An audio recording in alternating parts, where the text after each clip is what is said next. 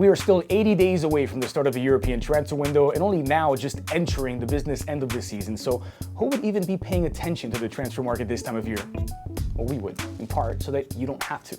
And we kick off a fresh new edition of Transfer Wire with no deal at all. The Spanish FA confirming that Leganes will not be granted an exemption to replace Martin Braithwaite after Barcelona were granted an exemption that allowed them to snatch Martin Braithwaite away from Leganes. In fact, the more likely outcome is that the obscure rule that allowed Barca to buy out the striker's contract in the first place, a rule that doesn't exist outside of Spain, will likely be scrapped in the not too distant future.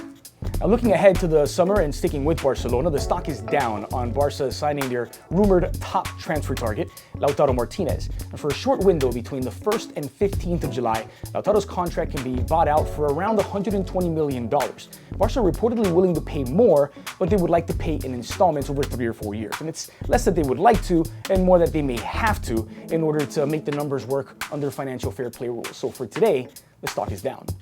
Meanwhile, the stock is up on Arsenal midfielder Mesut Ozil ending up at Fenerbahce. Eventually, anyway. Ozil is under contract with the Gunners through 2021, but he's been linked to the Turkish Giants in the past, including by his own agent. The only reason the stock is up today is because another Arsenal midfielder, Mohamed El Neni, currently on loan, told beIN Sports that he thinks Ozil loves the club and could end up playing there.